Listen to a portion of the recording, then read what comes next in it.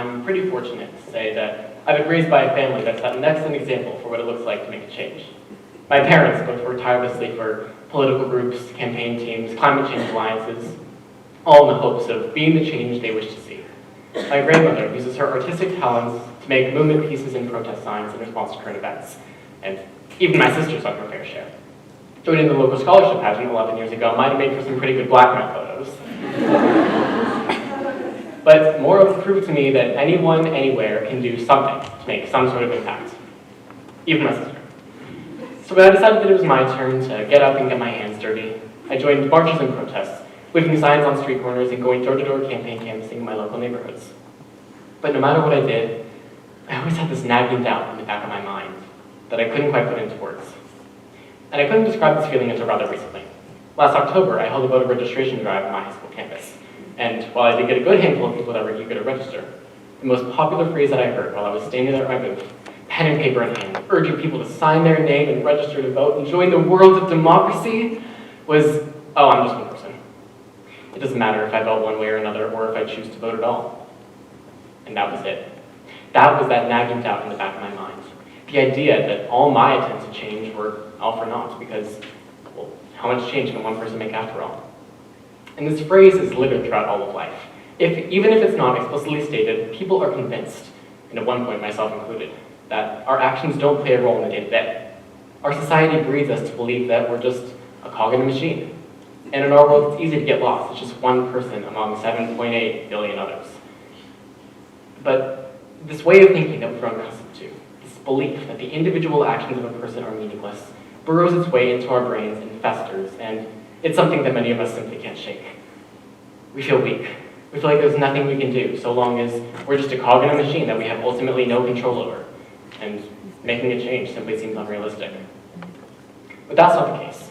If I may continue with my machine analogy, let me point out that cogs and gears work together to perform whatever task it is that the machine is designed to do. So when we decide to spin in one direction rather than another, when we decide to turn our gear one way instead of one other, when we decide to change it up at an individual level, the people around us are profoundly affected. Once we knock down the idea that change is always made in mass, it's easy to see that many of the watershed moments of historical progress started out with small, individual acts of change.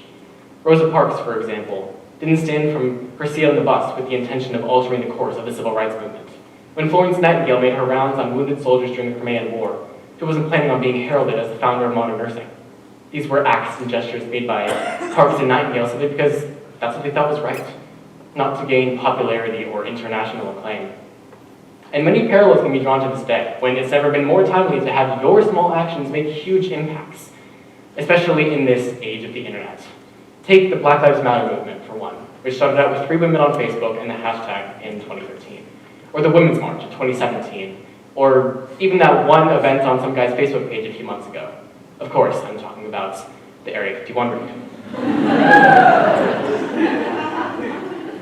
Using your platform for what you believe in, be it civil rights or finding out what kind of alien the government is hiding from us, is a ubiquitous way that one can gain forceful traction.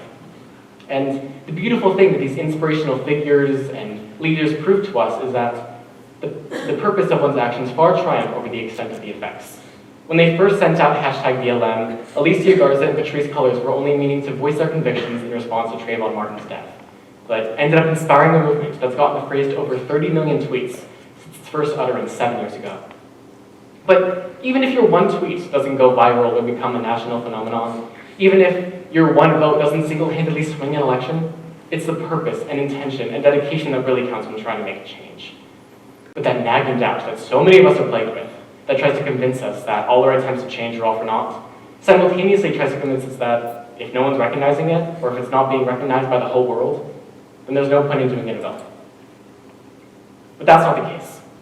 If I may, oh no, that's the wrong part. If a tree falls in the woods and no one hears it, then it practically never fell, right? Well, no. Any good deed not only outweighs a grand act of wrong, but holds more meaning than choosing not to do anything at all. A purposeful, good, positive impact being small does not undermine the fact that a positive impact was made nonetheless. When This positive, forward-thinking mindset is how we as individuals can turn our gear in our own right direction. When we lead by example, when we decide to turn our gear in one direction, when we decide to live our lives with the right purpose, that's when a change is made. Voting, recycling, composting, helping someone cross the street, waving at someone, or helping someone do their homework. It doesn't require getting your face or your name or a quote of yours printed on an inspirational math teacher poster in order to be a trailblazer of change. These simple acts, that's how we can turn our gear in the right direction. Instead of falling prey to the backwards, I'm just one person mindset, it's important that we instead promote individual action and lead by example. Because it's a psychological fact that in society, people will mirror each other, consciously or not. So when we decide to live our lives with this contemporary mindset, the people around us are profoundly affected.